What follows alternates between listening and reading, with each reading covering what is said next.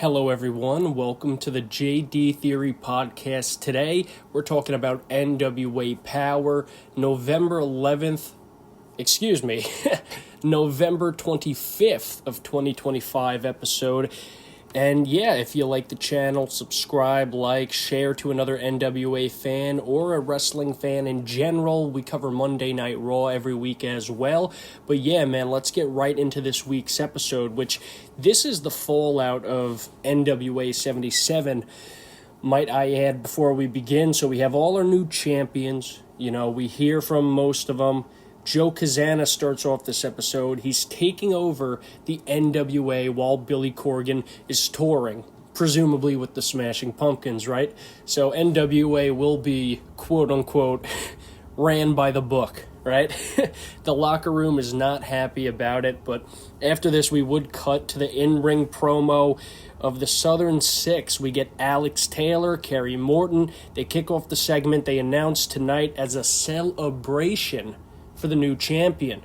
Of course, Thrill Billy would make his way to the ring with that big gold belt, and all of the Southern Six is strapped with gold. Of course, you have Alex Taylor with the junior heavyweight, and he's the tag team champion with Kerry Morton, and Thrill Billy now has the NWA World Heavyweight Championship. So the group is on fire, right?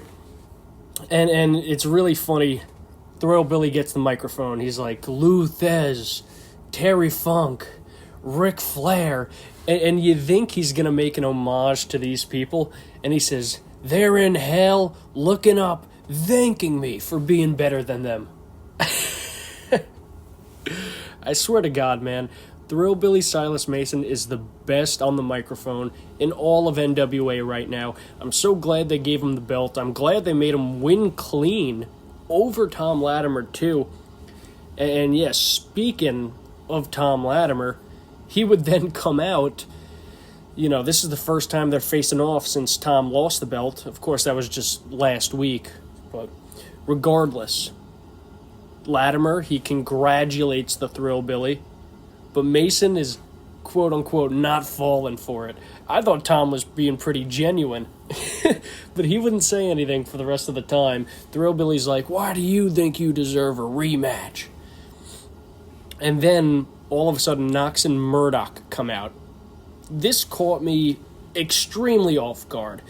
And Trevor Murdoch, he thinks he's the number one contender because he never lost a match to Tom Latimer, and he never got his rematch when he lost the heavyweight championship. So, Murdoch, he's spitting facts here, right? So I'm sold on this. We get confirmation, Trevor Murdoch versus Tom Latimer for number one contendership for the NWA World Heavyweight Championship in a stipulation that is yet to be announced yet. So yeah, Trevor Murdoch was like, you know, we could do it anywhere, any type of match. So Tom is picking this match stipulation. Christ, what a word. But yeah, man, I'm super excited for that. I thought it was a great segment. Way to really put Thrill Billy in front of our eyes, you know, let him get that big promo off. It was pretty iconic, man. I love it.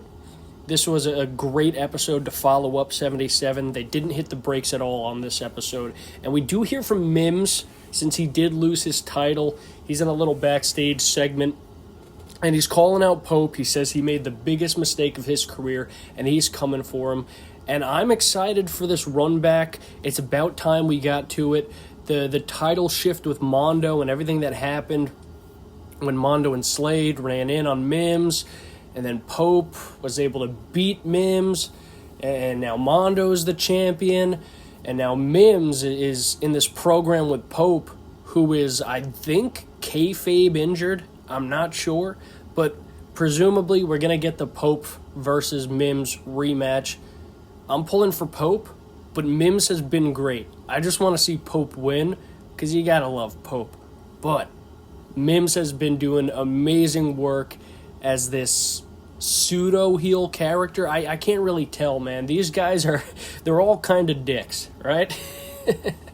But yeah, we would then get to the first official match of the card.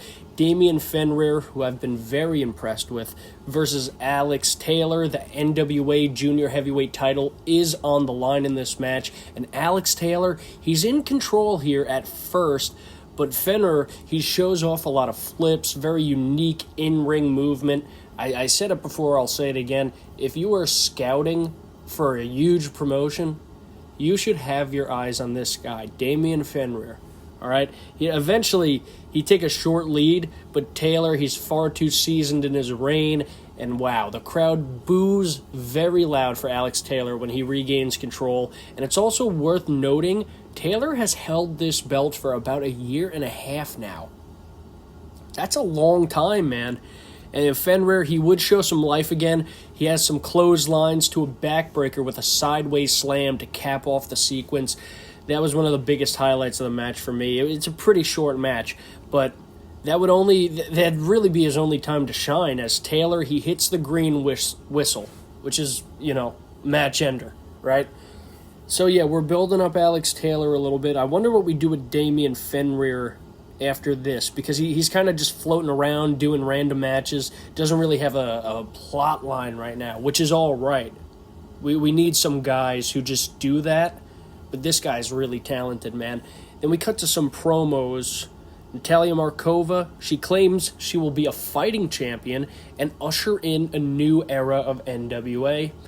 I'm here for it, man. I've been loving the work she's doing. Her promos have been good. Her matches have been good. She fits the bill as a great champion. She looks the part. Sage and Tommy, then of the Slime Balls, they're mad that Silas Mason, he didn't invite them to his celebration.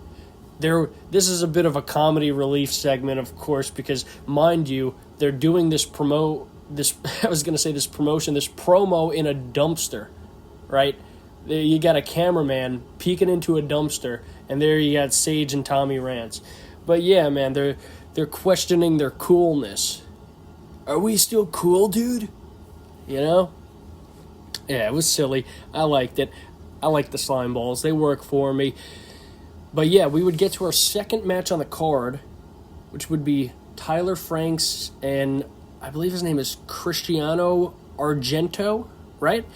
And they're versing Nightmare Sin, who last time we saw him at 77, I believe they were in that 4-way match, right? With Blunt Force Trauma was in there, the Slime Balls were in there, and there was another team. But regardless, Nightmare Sin would be eliminated by some shenanigans. And apparently, Joe Kazana, he put Franks and Argentino together as a team. And we also got Austin Idol at ringside here. Now, Tyler Franks, he surprisingly took the lead against Zion, because clearly we like Tyler Franks, but we're trying to build Nightmare Sin. That's why they're here, right? And, we would get some Frank on Franks violence as Nightmare Sin takes control. Big ol' Frank starts messing stuff up. And Frank, he would get the 3 count on Argento with a big choke slam powerbomb. It's another quick match just to build Nightmare Sin back up.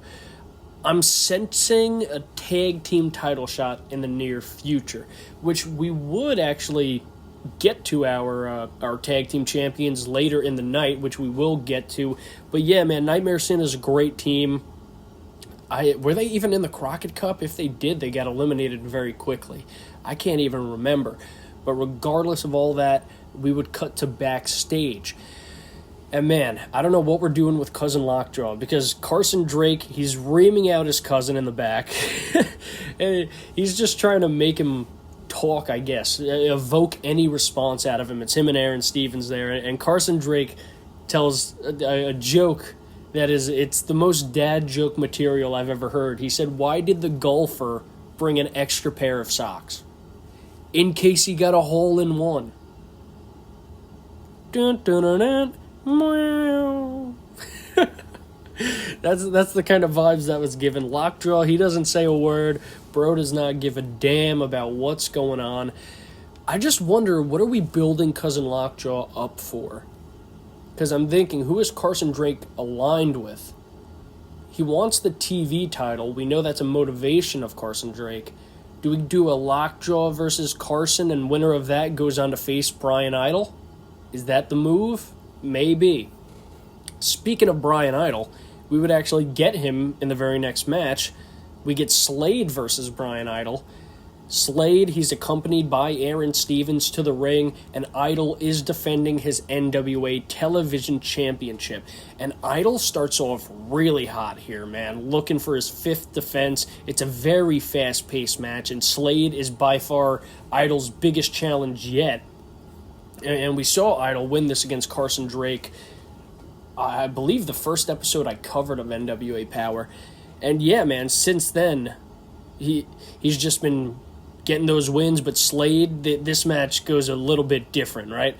Pace would slow down big time when Slade pulls out power slams, but nobody is really fully in control in this match. It's a real deal, back and forth, action-packed match. I promise you that much. If you're going to watch any match from this card, go watch the Slade versus Brian Idol match, right? Idol nearly locks in the cloverleaf till Aaron Stevens, he actually grabs on the apron to distract the ref. Idol pops up, tries to knock him away. And this little second, it gives Slade the chance to get the Slade lock singed in, right? And Aaron Stevens, he then pulls the rope away from Idol so he can't get a rope break. But this would actually cause a disqualification. The ref sees it as interference, right? So Idol would retain the belt here. And there's a little post-match brawling. Slade hits him over the top of the head. Idol starts swinging the belt around. They all run from the ring. So yeah, we got some drama coming from this result. What I would like to see happen, because of course you need to get 7 title defenses to cash in the TV title for a bigger title. I believe we're going to see Brian Idol defend the championship one more time, and then for the 7th, we have Slade come in and mess up his 7th win. That would be sick, getting the Slade run back, because this got no proper finish, and they're really building Slade right now because, of course, his tag team, Mondo, his tag teammate, Mondo, got this huge push. He's now the NWA national champion. So yeah, dude, give Slade something to do in the meantime. A TV title, that could be huge for them. But yeah, I'm a fan of this. I'm curious where it's going. And yeah, all the best to both these guys. They've been putting on amazing performances week after week. Then we would cut back to this Joe Kazana speech. Tommy Henry, he is revolting in the power station over control for NWA. He's saying, who put you in charge? Joe brings out the lawyer. He's saying the country gentleman should take on Tommy Henry and Hunter in a Donnybrook match to settle the heat. This is great. Carson Drake gives Joe a hilarious endorsement, while Markova is also standing opposed to them. And we just see the locker room, it explodes backstage. And Thrill Billy actually gets involved. He's sick of it. He sticks it to Joe, and Joe says, you're going to lose that title to JAC, who, I think last time we saw JAC, who was he up against? I don't think he won, right? So this is just, Thrill Billy's going to maul him. I'm sure it'll be a good monster match, both really big guys, but Kazana, he's just live booking the show right in front of us in this backstage segment. So, yeah, after this, we would cut to Mondo as we learn his first title defense. It'll be against The Wall next week. That'll be nice. I believe The Wall won that Royal Rumble-esque match, that Austin Idol Heartthrob Invitational. So that's what this is leading to. It's going to be fun. Yeah, man, I'm excited for it. It's going to be a good match. And Mondo, he fits the bill as a champion right now. He's got the look. His promos are pretty good. He's got a lot of energy. Yeah, man, I think there's a lot we could do with this. And, of course, following this, we would cut to the main event. We would see the Colognes again versus the Immortals, which, if you remember, this was the finals of the Crockett Cup. Of course, the Immortals would win there. That's how they got their chance to face Knox and Murdoch for that title. And, of course, they were successful, as we see now. So the Colognes are like, let me get my run back. The NWA Tag Team Championship is on the line. Like I said, run back of the Crockett Cup. And Odison and Kratos, they start taking turns on Primo to kick off this match. And I feel like week to week, Odison, he keeps improving, man. He puts such a unique spin on each of his moves. And I mean spin, literally. And once Epico comes in, he's actually able to take down Kratos. Quick movement and attacks and flurries. And we see the veteran team control the pace with quick tag ins and outs. Until Kratos, he actually creates an opportunity with a snap power slam, Randy Orton-esque movement. And for a second, it looks like... Oh, wait, well, before we even get to that, there is a hot tag. Odison runs in with that Asgardian uppercut and is beating up both Colognes. It was pretty great sequence right there.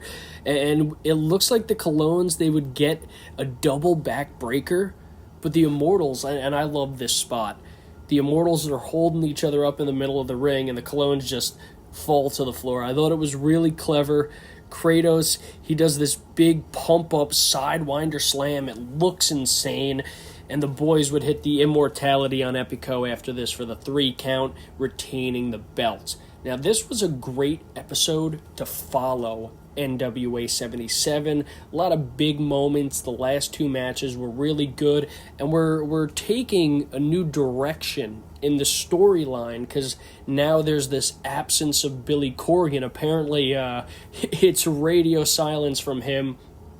I'm sure we're going to tie that back into the plot in a couple of weeks, figure out what's going on. But yeah, right now, Joe Kazana's running stuff. We're seeing the Country Gentleman. We're seeing the book. It's going to be good. And next week, I think Country Gentleman versus Tommy Henry and Hunter, we did see it at NWA 77, and that match ended up going backstage, got messy, a lot of, I guess it was a no DQ match, because we used a lot of props and items, and they were even beating each other with freaking pizza boxes. It was crazy. But yeah, a straight match between them two, that'll be good. And yeah, what else did we get confirmed? We are doing Mondo versus The Wall. I think Mondo should retain there. Who else? Oh yeah, Thrill Billy versus JAC, like I said. I think Thrill Billy's got that one in the bag. And yeah, man, NWA's in a really good spot right now. It's been very entertaining television. Last few episodes have been really hot. This one's keeping the train going. If you've been following the channel, maybe you noticed I do polls every day, or every day I drop a video. Go vote on the poll. Go to my community tab. Go to the posts. Tell me what your favorite match was from this week's episode. I'm going to put it in a poll. It'll drop a minute after this video, so you'll see it right away. But yeah, man, thank you for watching. Like, subscribe, comment, like I said, follow the channel if you're interested in wrestling content. The next video I put out should be the War Games grading video. I'm filming this on Thanksgiving Day, actually, so I'm filming this on Thursday. I have Friday, Saturday, and then we're going to have this drop on Sunday. And then, yes, the next Monday, we should have the War Games grading. I did my prediction video. If you want to check that out, we'll see how accurate how accurate my predictions were. Probably not very accurate, but that's all right. Yeah. So with all that being said, thank you, and bye-bye.